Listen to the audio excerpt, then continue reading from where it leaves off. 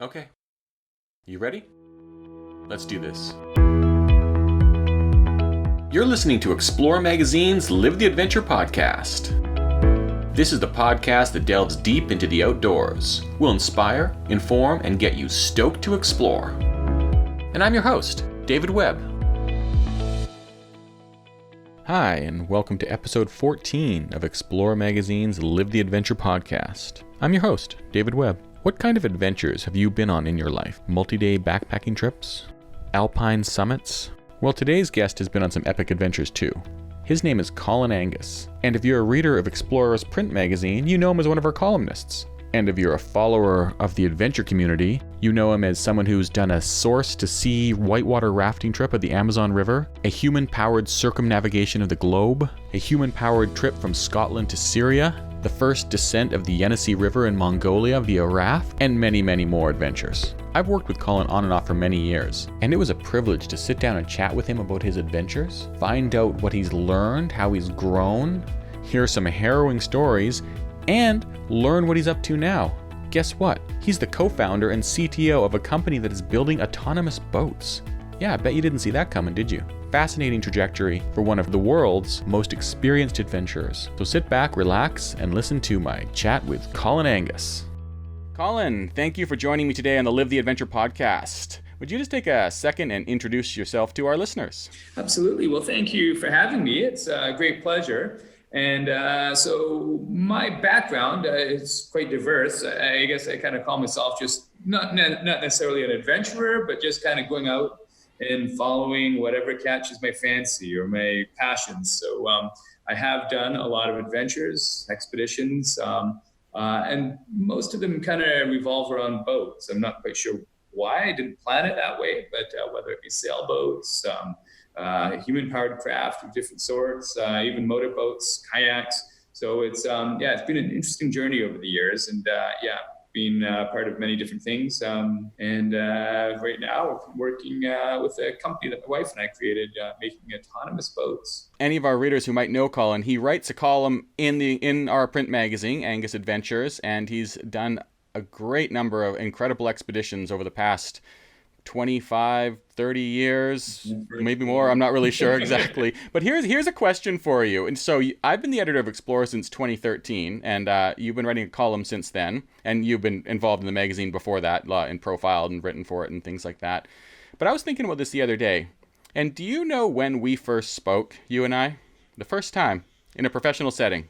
Yeah, I was thinking about that myself, and I'm not quite sure. I think it may have been when you're working for, I think it was Adventure Magazine.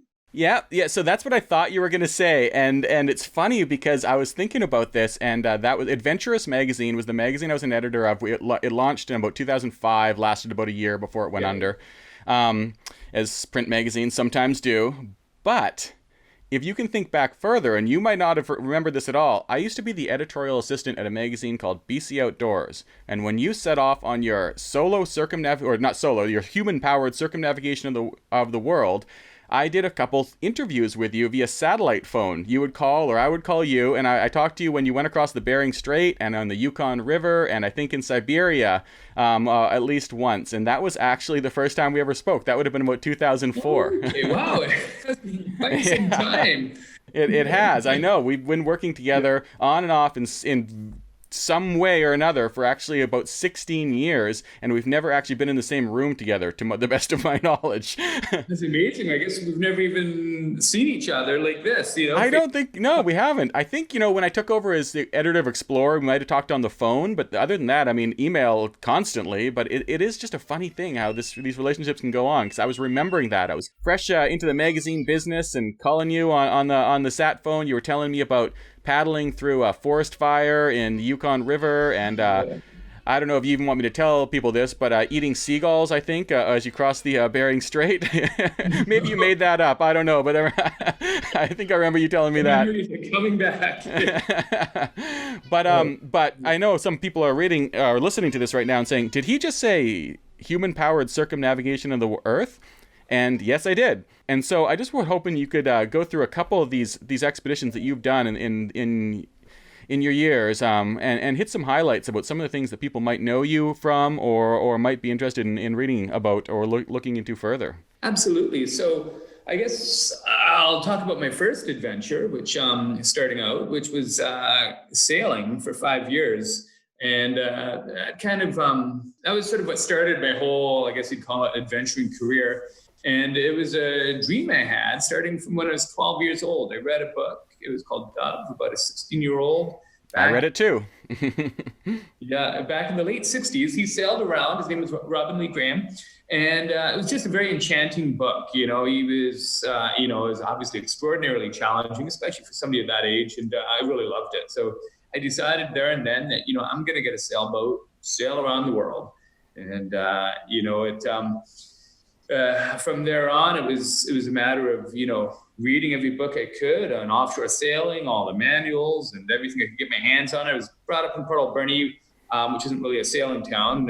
And I didn't know anybody who sailed. I had a single a mom who had 4 kids. So, there wasn't really, she couldn't take me out sailing. So basically the only way to learn how to sail was to actually read about it at the local library. And shortly after graduating from high school, myself and a friend whose name is Dan Adet, we teamed up and bought a beat up old 27-foot sailboat.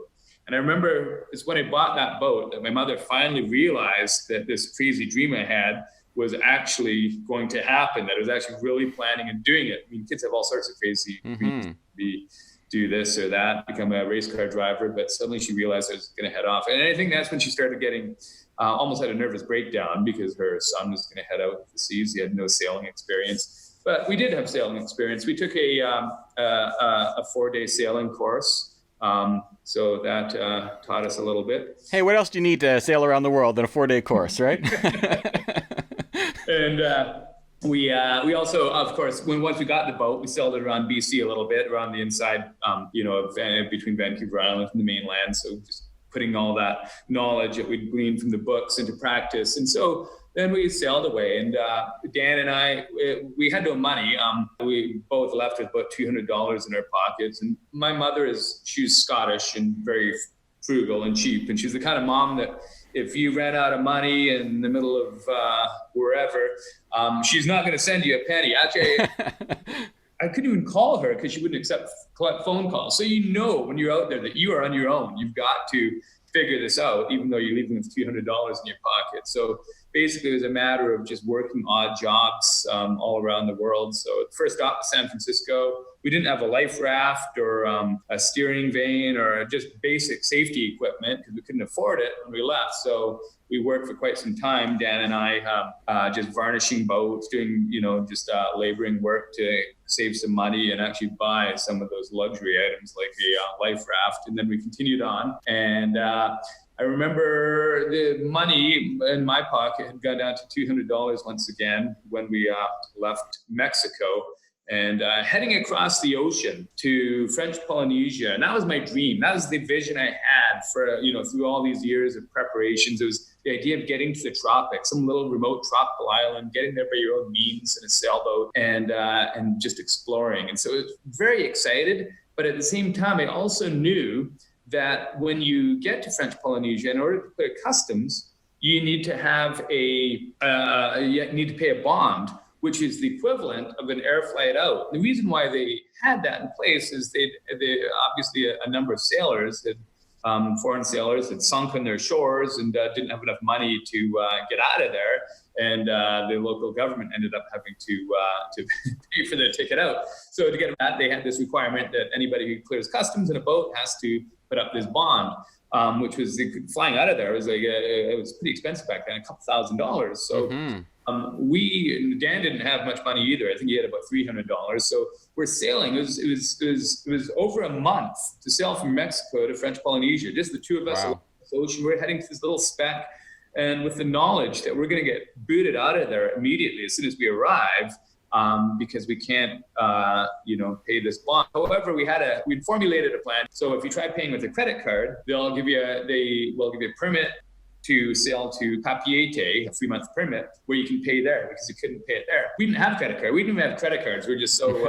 But the plan was we'd say we had credit cards. And I remember it was just so nerve-wracking walking up to the gendarme's office, and he was filling in the paperwork, and finally he posed the question, like, you realize you need to pay this bond, which was like $2,000 each. And we're like, yeah. We're going to pay with credit card. And we'd had the whole thing planned out. Dan, my friend, spoke French quite well, so he was doing the conversing. And he reached into his pocket to get his non-existent credit card. And the gendarme waved his hand and said, oh, that's okay. If you plan on paying by credit card, you can pay that when you get to Papier, and it'll be a 3-month permit that'll get you there. So that's how we got around it. But it was certainly a relief when he walked out of the office. Literally reaching in for the non-existent credit card, eh? Like the non-existent credit card, yeah. If he had called your bluff, you would have come out with an empty hand. That's cutting it pretty close.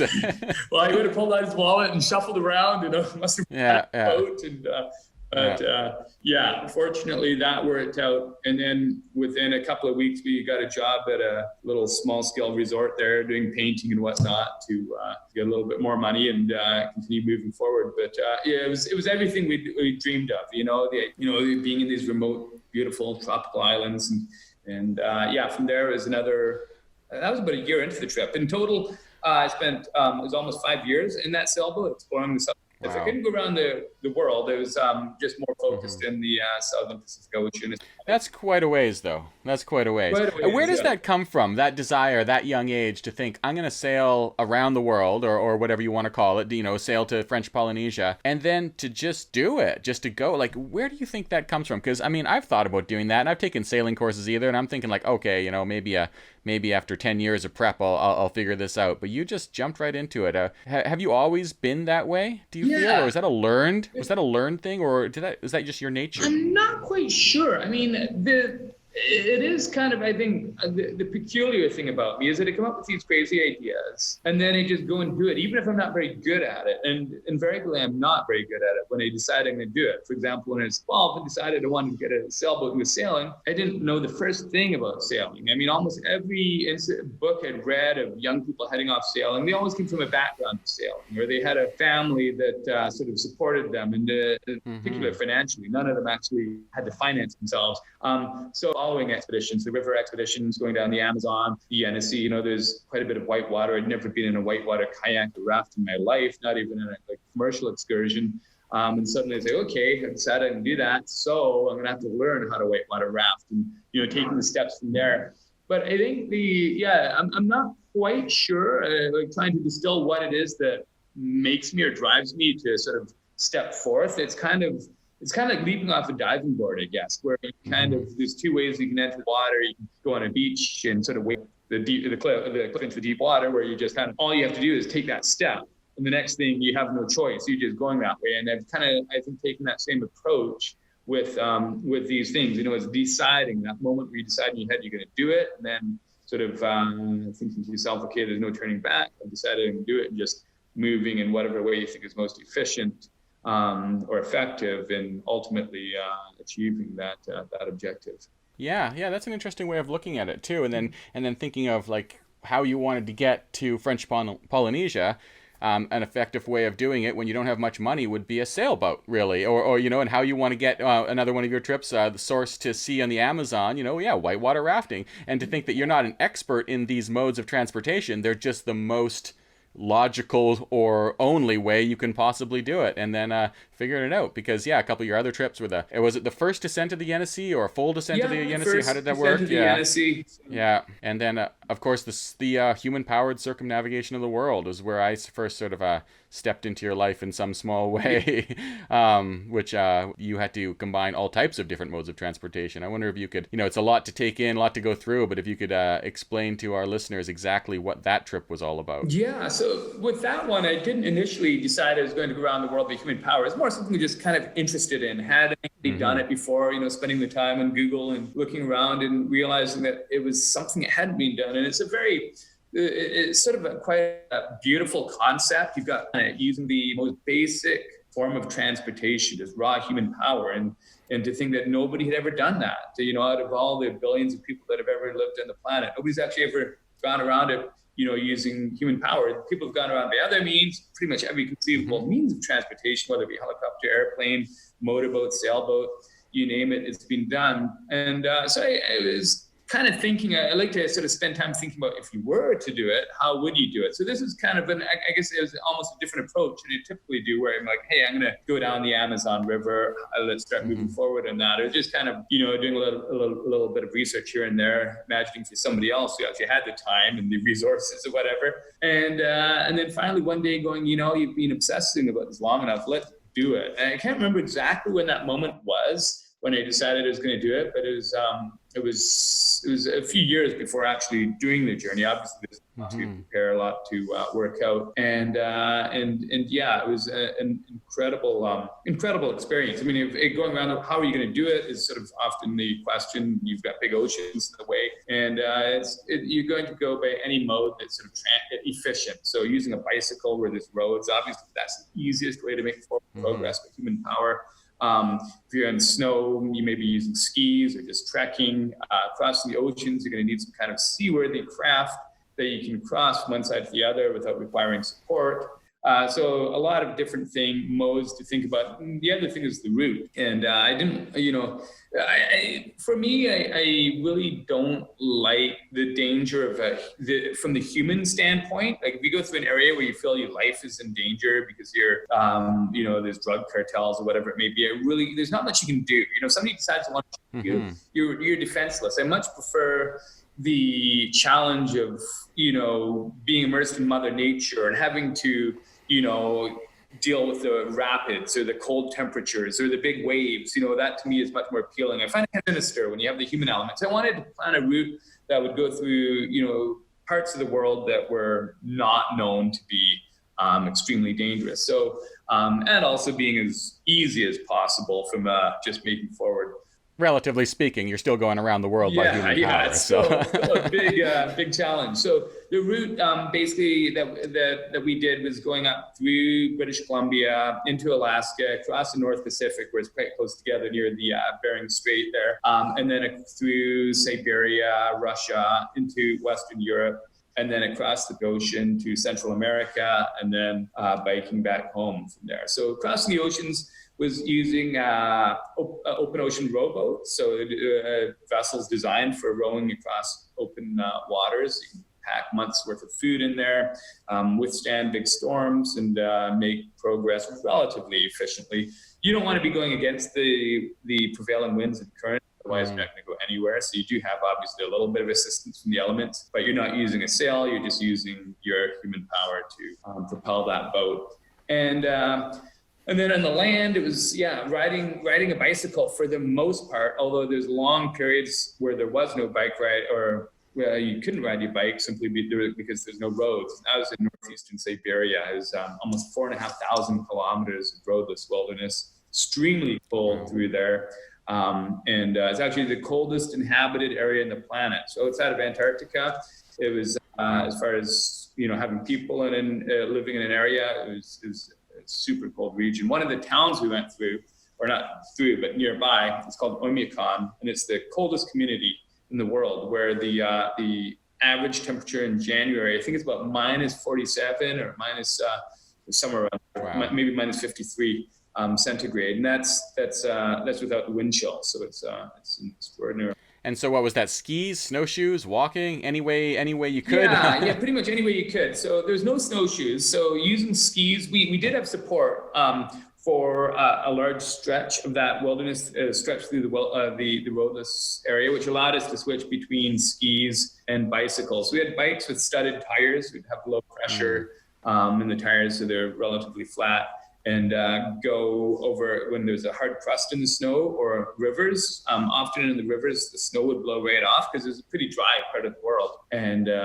you'd just be using your studded tires to go over there. And it's actually very easy on a river. You don't have hills or anything. It's nice and flat, which is great. And then, skiing when the snow was fluffier, and often just walking. Yeah, if I remember correctly, you got into a little bit of a predicament in Siberia in the winter. What was that? Again, you got separated from your support, from your teammate at one point in time? Yeah, that was, I'd say that was probably the worst moment, the most dangerous moment in the entire expedition. And that was, it was extraordinarily nasty conditions. It was both completely white out, high winds, and extremely cold. I think it was about minus, I don't remember the actual figures, but I remember collectively doing the calculations of the wind speed and the actual air temperature, and it was close to 100 when you combine that wind chill in. Oh my gosh. Just nasty cold conditions. And the visibility, because it's so cold up there's no trees. So you don't have, it's just white snow, and it's pretty just kind of rolling, undulating terrain too. So no rocky outcrops. So nothing to give that perspective. So yeah, it was quite a difficult environment to make any forward progress as far as for navigation, because you can't see anything. There's no landmarks. It's just like being in piece of fog essentially all the time. And they did have these little poles that they had in the snow between villages, so they'd stand those up and have them spaced about every 100 years or so. So you just go from pole to pole, and I guess one of those poles had fallen over. And I was squinting into the distance, didn't see anything. And I thought, okay, I'll just go a little bit, and eventually the next one will come into sight. And I went and I looked behind, and the one behind me disappeared. And so now it's just white. And I just kept wandering, looking for that one ahead of me. And I didn't come up to it. And I just started wandering around in circles. And I have no idea really what track I was going. Just wandering in these whiteout conditions. And it was really quite frightening. The moment you realize you're just completely lost and separated from the group, and just because it is a part of the world that is just so harsh, so you hear so many stories of people, going out to the outhouse and, getting lost in the whiteout conditions and never being seen again until spring melt, and to suddenly be immersed in that environment, you feel like now you're going to be the next victim, the person that he keep hearing about. And so anyway, I just kept wandering around and getting colder and colder. It was, and because it was I guess it was February, then late February, it's so far north, the days are very, very short. We were just going from, it'd start getting light about 9 to start getting dark at about 3. And so it started getting very dark until it was pitch black, full night. And I was just so cold. We're very lightly dressed. And when I say we, traveling through there is Tim, who's my expedition partner at the time, myself, and Yulia, who is the translator, who'd kind of go back and forth between the support truck and ourselves. But anyway, we're dressed on the very thin side. Otherwise, you just start sweating when you're actually exerting yourself in the bike going through the thick snow, and it doesn't take long. You don't feel like you're sweating, but just all that moisture builds up in your down, and then next thing you're freezing. So instead, we just really underdressed. So you're kind of on the uncomfortable side all the time with a cold, but at least you can sustain it for longer. But now when you're not moving much and just lost, it becomes incredibly cold. So, and just is depressing as well. Like when you've got the physical side of it, just being cold. But the other side, you really feel there's like a massively high chance that you're not going to make it out of this. It's the area we're heading for. It was a little tiny roadhouse. It's basically I'm going to say roadhouse. There's no roads out there, but when they do in the wintertime, they can run these tanks and big 6-wheel drive trucks over the compressed snow. So it's an area where they've got a few buildings, a generator, and some supplies. So that's what we've been aiming for. So that's what I was hoping to get to as I wandered around, but finally realized I'm just not getting anywhere. I wasn't seeing anything. There was no light, and I was just getting colder and colder. So I dug a little snow cave. I chiseled through I had a little pocket knife. I scraped through the crust, and it's only about maybe 1.5 feet deep before you hit the tundra. And then it kind of undercut under the crust and sort of shoved myself into there. And just waited, and because it completely cut the wind, which was, great. I mean, it's still freezing. So it took it down to a nice warm -50, -60 at that point in time, right? And wow. But it was so cramped. I just kept having to pop out to stretch and look around, and that's how it kind of continued through the night. Just miserable, depressed, and getting colder and colder, and I started panting. I wasn't sure what this was. It was kind of a weird physiological response my body was having to these cold conditions. I just panting like I was in a running race, and it was burning my throat, just breathing so heavily in this cold air. But anyway, that's basically how I just existed, hour after hour, just kind of shivering, cold, and uncomfortable in that little hole, popping out, looking around, going back in. I was hoping that, maybe they'd send out some kind of search team, which they had. I wasn't aware of that, but I was looking for seeing if we could maybe see some vehicle lights, or the vehicle that the big truck that was our support vehicle or something. But invariably I saw nothing. And then it was about 1 or 2 in the morning when I popped out. I actually did see the faintest light in the distance. And it was so faint, I couldn't, I had no idea whether it was actually a light being created by, something man-made, a vehicle, or the outpost that we're trying to reach, or was it just like the moon through the snow? And I really didn't know. And I pondered for the longest time, should I just stay here? I've got my cave, which I spent quite a bit of time building. I'm too cold to, create another thing like that. Or should I go towards the light? My hope was that the following morning, assuming I made it through the night, that it'd be light enough to actually, or the whiteout conditions would lessen enough that I'd be able to see something in the distance and actually make my way back. But at the same time, I had no idea if that was going to happen. So I thought, okay, I'll just start heading towards the light. Sounds almost biblical, but it was. Did you wonder for a second if it was the right light you were heading towards? You know what I mean? Yeah, the thing is, I wasn't even sure it was my imagination. It was just sort of imagining, or even almost hallucinating. So I headed towards it, but sure enough, as I got closer and closer to it, it became brighter and more distinct. And my hopes just went up and up and up until I finally I could actually discern a bulb of sorts. It was a light bulb that they had on top of a pole in that little outpost. And wasn't for that light bulb on the pole, I really don't think I would have made it out of that situation, because the following morning, it did not get any better. It's completely white out for a couple of days after. And in the day, there's just no way I would have been able to find that place. If I did continue, would have wandered further away. So yeah, as I got closer to this light, I could start seeing buildings, and it was just probably the most spectacular feeling. I mean, that's the good thing about something like that, so dismal, so awful. But when you actually realize that you're making it out of this, you're not going to die, you're actually going to survive. It's just an amazing, amazing feeling. So I walked. I can imagine. First building I saw, there's probably about 3 buildings total. There's one that looked like it was for habitation, and a couple of big kind of warehousey looking things where they stored equipment. And I opened the door, and there was and I was carrying my knife too. That knife that I carved the cave with, because my hands were too cold to close it up again. It was a little pocket knife, so I just walked around, carrying it in case I had to dig another snow cave. And so I tucked that away because I didn't want to look like some psychopath in the next windowsill on the outside. So I didn't walk in with a big knife in my hand.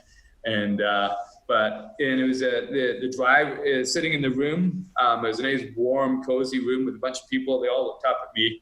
And there was the driver of the truck who was driving our support vehicle, and a whole team. He'd actually assembled a team of guys from that roadhouse to search for us. And they'd ended up giving up. They'd gone out. They had a couple of tanks that they're driving around, and with the floodlights going, and hadn't found anything. And finally, they assumed that there's no way that I would have survived any longer than at that time. So they all looked pretty pleased to see me. I was very pleased to see them. I can imagine. Isn't it interesting to think that started because a pole was missing, and then it ended because of a single light bulb? Just these tiny little things that could have just, that pole could have been standing and you could have not got lost, or that light bulb could have been burnt out. And it's just, that kind of stuff fascinates me. These little tiny, it's like the margin is so thin that that's one thing on either side is going to make the difference between success and failure. Yeah, absolutely. When you look at it that way, it is pretty remarkable. Just think of especially 2 little things. That pole. We could go on talking about your descent of the Amazon and the Yenisei, and you went from Scotland to Syria, and the Olive Odyssey with your wife and all these things. But I know nowadays you live in Victoria, right? Victoria, British Columbia. That's right. Yeah, we've lived in Victoria now for about 6 years, Julie and I. Yeah. And so you have a family and a wife, and what is that transition like from the person who sailed 5 years to Polynesia and around the southern Pacific Ocean, freewheeling, to going around the world, to descending these massive rivers, to sort of to having a home base and a family, and maybe staying put? Like what has that transition been like in your life? Yeah, it's a really interesting question. And something I hear a lot of is, when I finish expeditions or adventures, we've been out in the field for months or even years, people asking, do you have itchy feet? Are you unhappy to be home again? And,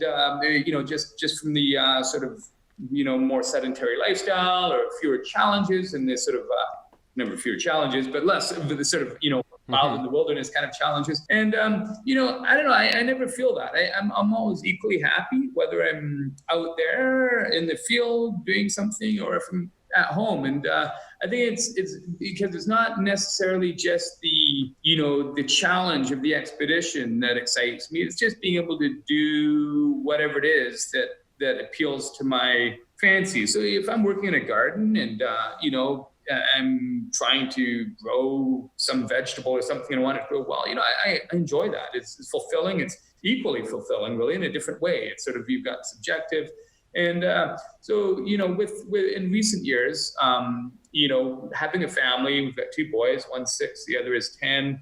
And of course, Julie and I are married, and we don't want to leave the kids alone and grow the ocean kind of thing. So, we just take on different challenges. As you mentioned earlier, our current objective is a tech startup. We've created a company that makes autonomous vessels. So for me, my role in this company, Julie's doing the business side. That's what she's exceptional at. She's also really good with the technology. She's actually pretty well-rounded. For me, I'm not so great at business, but I love technology. I'm not really necessarily good at technology, but I love it. And that's sort of what sort of got this whole thing going. And I think it's always kind of appealing to the little boy in me. When I was a kid, I loved playing with airplanes. We didn't have drones back then, or any of the we have now, but they of course had model airplanes. Didn't have any gas ones because they didn't have the money for that, but the wind-up balsa wood ones, and it'd spend tons of time, creating those little sort of balsa models that are made out of little pieces. And I had a good friend that would fly airplanes together, and sort of the equivalent, of the sort of drone technology that exists now with aerial drones. And I think that the whole autonomous boats doesn't really stray too far from that overarching concept of, creating little vehicles that you're controlling in some shape or form. And so for me, the challenge, but it's not easy. It's a huge challenge creating technology that actually works properly in the field. If you think of, autonomous cars and electric cars and the development that's gone on there, it's obviously been a massive undertaking with lots of engineers involved, a lot of sort of creative thought process going into it. And it's really almost identical with autonomous electric boats. We're designing the vessel itself, the control systems, all the electronics and hardware, making it efficient. Just massive leaps of technological advances that have to occur. So it's been very challenging, but exciting at the same time. And we have a tight-knit team, which is growing quite quickly. We almost have 14 people now. But working together, and obviously, my technical capabilities only go so far when you come from a background of adventuring and expeditioning. So it's me working with a team of other skilled people who are way better than you in these different areas, and making that all kind of come together. So we're pretty pleased with how it's all going. It's the company is growing quite quickly. We've got a lot of different partners and projects that we've been involved in. And, to be honest, I find it so similar to an expedition in a very different way. It's just, you've got the big challenge. It looks almost insurmountable, the way you're going to, what you're taking on, and how are you going to get there, and what are the steps that have involved there. All the time you're having to step back and try again a different way, or things just aren't working out. But then you have your successes and you move forward, and then it's sort of taking what you've got from that and moving it to the next level. So it's been a very interesting experience, and it ties in very well with the family life. So we've got the very important part of our, the fundamental focal part of our relationship together, Julie and I. It's important that our kids have a fulfilling lifestyle, and that we can be good mentors for them. So we have time for them, although time's a little tighter right now just because of the, it is remarkably busy with our company. Yeah, I bet. It's interesting that you've ended up at this company, and we'll get into that in a minute, but to think that, like you said earlier in the podcast, that a lot of what you have done revolved around boats. And then, just the boat travel, whether it's crossing the ocean. I mean, it's sort of a necessary thing that people have done long distance bike and hiking trips, but when you get to the oceans, those are the insurmountable things. Those are the human powered, the big things that you have to try and get over, those hurdles that you have to get over. So it's boats, whitewater rafting, sailing, and then I know you got into building these performance rowing and sailboats, which I believe you still do and still make the plans for. But this trajectory now has taken you from doing things, say, like human-powered circumnavigation of the world, to creating actually humanless boats that are going around. I wonder if you could explain what you're doing, what are autonomous boats, what your company is, and how you ended up being the CTO of this company, and how you ended up founding this company. Great question. So yeah, overall, like, what do our boats do? And people often assume they're, autonomous boats, maybe they're passenger boats, similar to like what you expect an autonomous car to do. But the idea being, they are a platform that can carry sensors. So if you think about it from the angle of, say, an ocean researcher, they want to listen for whales, or they want to get oceanic data, whether it be the salinity or the water temperature.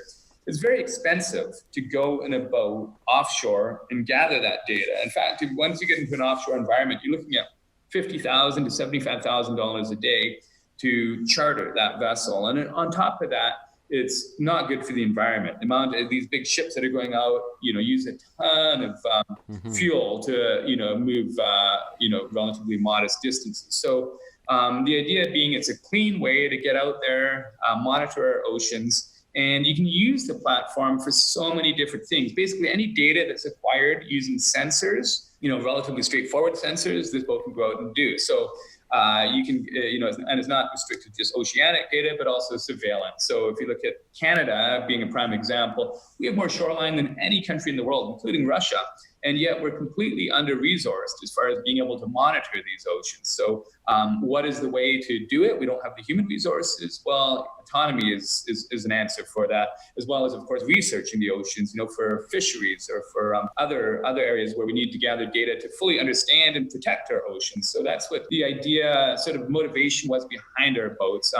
So conservation and clean energy and low consumption were kind of these things that came together when you started formulating this idea? Exactly. And when you say formulating the idea, it's kind of interesting how the company actually formed. We didn't initially plan on creating a company that was making autonomous boats. I think I wrote an article actually for Explorer on sort of the early stage where it was more of a nerdy challenge that I kind of got involved in, where it was trying to cross the Atlantic with an autonomous boat. And there'd been, at that point, I think like 27 or 28 attempts, and none had succeeded. These were different universities, engineering teams, or other organizations. I think the U.S. Naval Academy put boats out for that. And even individuals, such as myself and others, had created vessels to try crossing the Atlantic autonomously. So I thought, this sounds really cool. Yeah.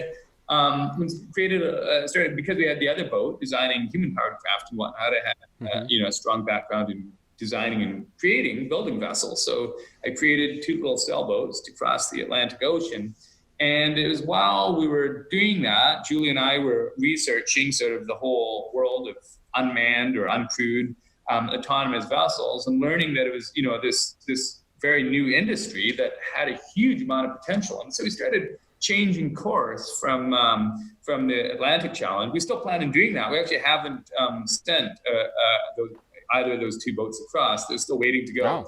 Wow. We started moving in the direction of actually, creating autonomous boats that could go out and perform and work. So that's sort of how it all happened. And as you mentioned, it is a very environmentally friendly way to do what's being done, and also safer. You don't have crew in harm's way and big storms and hurricanes, that kind of thing, to manage and monitor the ocean. So what are the big challenges with these autonomous boats? You say so many people have been working at it, and I know you've been working at these boats that you wanted to send across the Atlantic. Yep. I think that was a couple years ago, or maybe 2 or 3 years ago, you started working on that. So when you think about a boat that's going out there in an open area, offshore or inshore or whatever, what are the key challenges that make autonomous boats so difficult to pull off? So I think the biggest thing is just the ocean is a very unforgiving environment. So, salt inherently corrodes everything. A little bit of salt water inside the boat, the electronics get wet. It won't be long before they're completely fried. So on top of that, it's very volatile.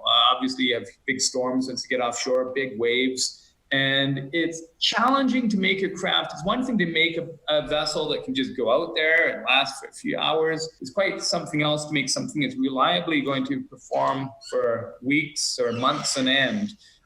You're going to have the energy requirements you have to think about. How are you going to propel or move that vessel for that period of time? But also, how are you going to make sure that all the components are going to be reliable? What happens if you get one wrap of rope around the propeller, or the rudder jams because a piece of wood gets in between, or just one little thing fails? So, having that redundancy, the reliability and the robustness that it can endure all that and not leak, not getting any of that water inside the vessel to where the electronics are. So it's and the other huge challenge, which I think coming from our human-powered background, is that when you are using an energy harvesting system to propel the vessel, it means you don't have a lot of energy. I mean, our boats are solar powered.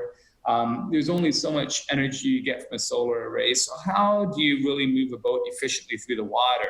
And of course, when you move them by human power, humans aren't very strong either. They, on average, putting out a quarter to half horsepower all day long, which isn't a lot. And so, our background in designing human-powered craft for long duration and in rough seas, it's always been a focus in sort of coastal conditions or rough water conditions.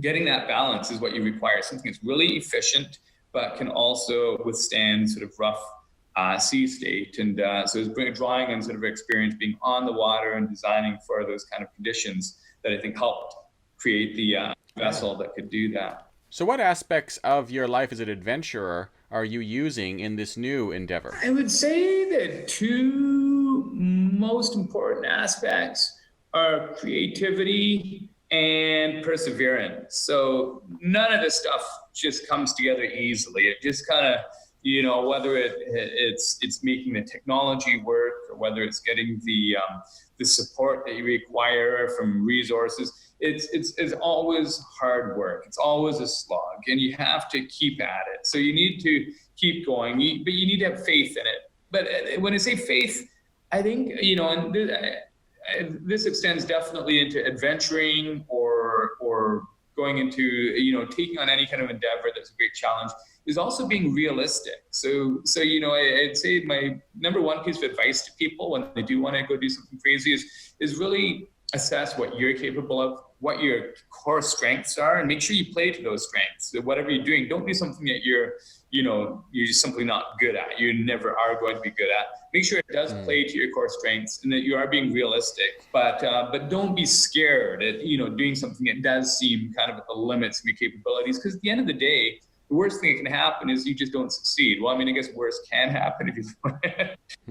It depends if you're in the frozen expanse of Siberia or not at the time, right? I guess. Yeah. But for most things, often, I think people often just fear things that aren't really that worrisome. And it's the same like with our, even just the nature of a startup, hiring staff. In the early stages, you could really see the difference between people who were that were hiring engineers that would embrace the job, or others that would be tentative and fearful of taking on a job with a startup. They'd rather work for something reliable like Fortis or BC Hydro, where they know they've got a pension plan coming up.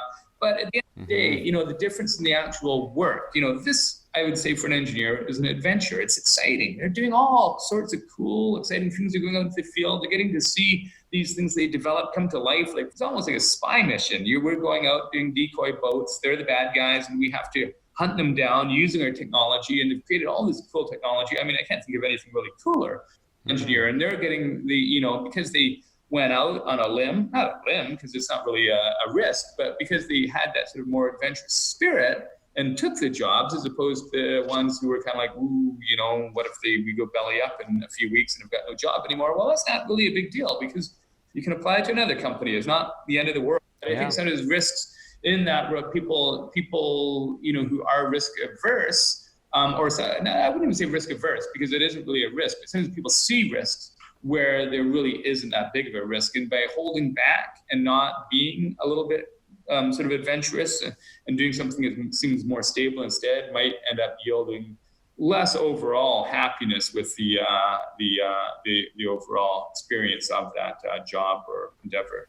Yeah, that's a really interesting way to look at it. So it's all about satisfaction and looking at that from your early days of thinking. I mean, some people might have thought a high school graduate saying they're going to sail to French Polynesia being ridiculous and wildly dangerous, but then just taking it on, playing to your strengths and going forward and carrying that into later years taking on a startup. Because I have some friends who have a startup, and I know it can be very nerve-wracking. I mean, I remember a friend of mine telling me making payroll was one of the scariest things he ever did in his life. Trying to make payroll for when you own the startup and you have people depending on you, and they and so that's interesting to be able to apply those lessons that you learned.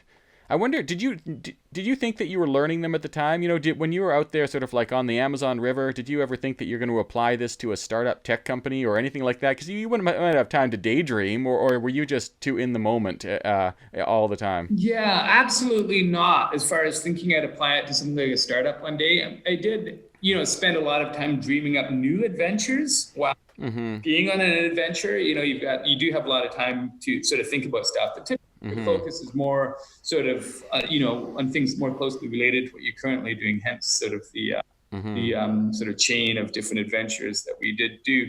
But I think it was more kind of after the sort of big adventures that we did. Both Julie and I do a lot of speaking at events for companies and organizations, and we tailor our presentations to the events. And so often it's a staff retreat where they want motivation, or they may just want sort of entertainment, whatever it may be. And so it's then that we sort of draw on the parallels between the business world and the adventuring world. And of course there's so many similarities. It's and that's when we've sort of really learned, wow, we really are learning a lot about the business world through our expeditions. And so it was kind of neat having that in between, it's talking to so many different companies, and such a broad range of companies, everything from auto finance to, weather to insurance, and also just organizations, schools, kids, and thinking about, it really gives us a chance to distill in our minds, the core strengths and core lessons that we learned on these expeditions. And definitely when we started this company, we were listening to what we were saying to everybody else and applying a lot of that to our own efforts as we brought it all together. And so far, it's all been working very well. So it's kind of interesting because, Julie's background, she's the business side, and she doesn't have an MBA or anything. Her background scholastically is in science, and yet she's excelling in the business area. And for myself, I'm not an engineer, but I'm the CTO, and the technology is moving along very nicely. So it's I think, definitely a lot of the lessons and just things you certainly do. And I think, it differs from person to person, but there are a lot of people out there who just learn through life experiences. If you're curious, and I think curiosity is a big thing. If you when you move forward, if you're always wondering about things and wanting to learn, you're going to learn very effectively in the real world environment. Yeah, it's good to know. It's good to think sometimes the lessons you learn as you go through life, you might have a place for them later on, even if you don't realize it at the time. So as you work on these autonomous boats, what is your vision for this technology? You briefly touched on that they were patrolling some marine protected areas recently, but what do you see? Because I was on your website and I saw these really neat looking boats there. I'll give the website at the conclusion of the show so people can go check it out for themselves. But what do you see going forward 5-10 years for these boats? Yeah, so Overall, basically they can be used for many different purposes. So whether it be surveying, which is seafloor mapping. If you look at Canada as an example, the most poorly charted ocean in the world is the Canadian Arctic. And there's a lot of pressure in the Canadian government to have more of a presence up in the north, just to assert our sovereignty, but B, to actually map that seafloor.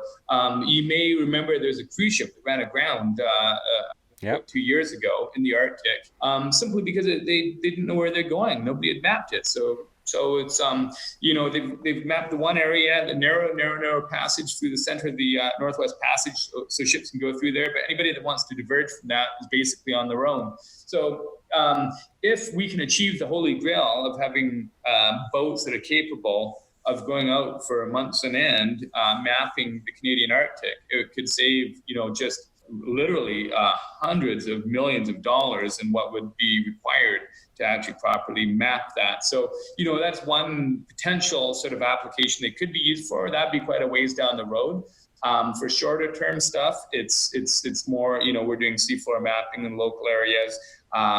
Julie's just talking with MDA right now, and McDonald Detweiler and Associates, which they're the guys who created Canada Arm, and they provide all the satellite imagery for the Canadian military, and they love the idea of using our boats in conjunction with their satellites, almost creating like a picket fence around the perimeter of Canada for security. So these satellites can get so much information from above, but there's also information that they can't get. And having a presence on the ground, with the two-way sort of coordination between the satellites and the boats, would hugely increase the capabilities of both of the two different sort of platforms. So I think there's a huge amount of potential. Right now, it's kind of just continuing to move forward and continue developing the technology. I think the sky is the limit. It's kind of like, if you think of autonomous cars, we all know that once they are fully autonomous, which they're not yet, they're going to just revolutionize and change the world. There's no end to the amount of applications. Basically,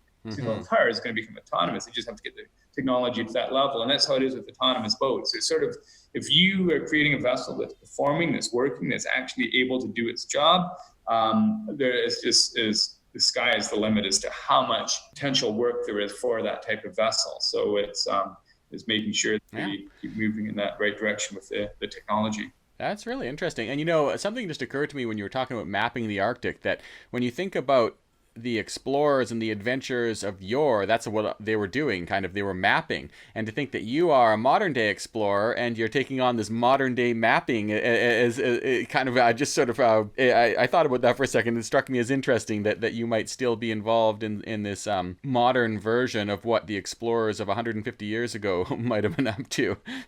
That is kind of a neat angle there. Sort of in the same lines, it's kind of funny. My father, who I never met until I was 17, was a sea captain, and one of the jobs he did was working on a Canadian hydrographic vessel. He was skippering it. It was called the Parazo, and very ironically, he was the captain of not ironically, but coincidentally, captain of a hydrographic vessel that was doing seafloor mapping off the Canadian coast. And then just 6 months ago, I was skippering an autonomous vessel that was doing hydrographic mapping for the Canadian Coast Guard, one of our vessels. And, it's not like I aspired to be like my father or anything else. Both happened to end up running boats that were doing hydrographic surveying. That's really neat, and very different boats, but in your own way. When you think of your life now, do you think that you have had your fill of these big adventures, or do you think that and this company now is your big adventure, or do you think there's another big adventure on the horizon that maybe you could learn more from and keep applying? Maybe your entire family goes out. Oh yeah, I would never say. I mean, basically, the beauty of our lives is they're never fully mapped out in advance. I think just the route we've been going, I can never say what I'll be doing in 10 years' time exactly. For now, this company is super exciting, and who knows what sort of will be the course as far as, the longer term. But I think down the road, definitely more adventures. And I think, we've already got plans of doing things with our kids, when they're a little older, different types of adventures. And what do they think of their parents when they think of your big adventures and when they hear the stories? What do they think of all this? Yeah. So I think, like all kids, they don't really know any different. So all they ever hear is mom and dad talking about adventures and autonomous boats and boats. That's just normal for them. I think every parent out there is talking about rowing across oceans so, but at the same time, they definitely, they're quite adventurous kids themselves. And they quite enjoy, the sort of background that the parents have and learning more about it. Yeah, I'm sure you have some pretty interesting stories to tell them. Try not to go on too much about the story. Kids, you don't want to be one of those old grandpas going, "Man, when I was a kid." Dad, come on. We know about Siberia. Don't tell us that story again. That's boring, eh? Oh, man. Older guy, he's 10 now, and he loves geography, so it works out well. So he knows all the different countries around the world, and I've been through half of them. To answer his questions that he has on the different countries.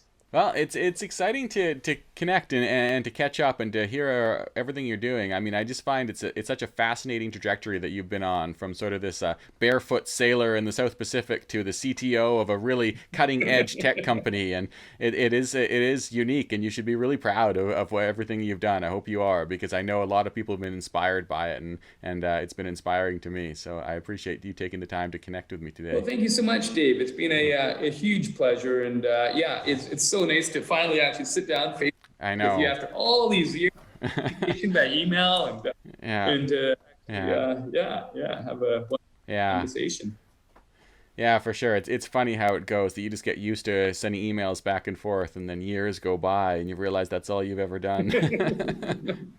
If someone wanted to find out more about your boats and about you and everything you're up to, where would they go to do that? So to learn more about our adventures, it would be angusadventures.com. So that's just all one word, angusadventures.com. And then for the autonomous boats, that's openoceanrobotics.com. Once again, just one word, no hyphens or dashes or anything, openoceanrobotics.com.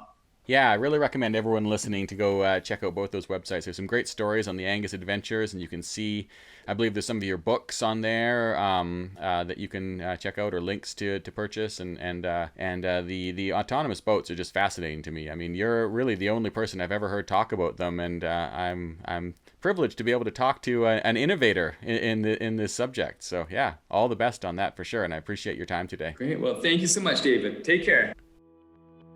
I love the idea of learning and growing from all my adventures.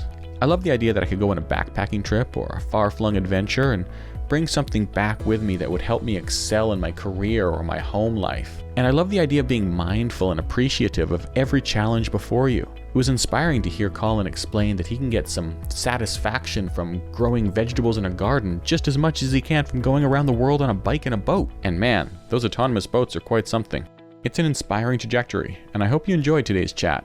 Makes me want to go out and cycle across country, or grow a garden, or invent some kind of new technology. All of things, well, Colin's done. Thank you for tuning in today. I'm David Webb, and hey, live the adventure.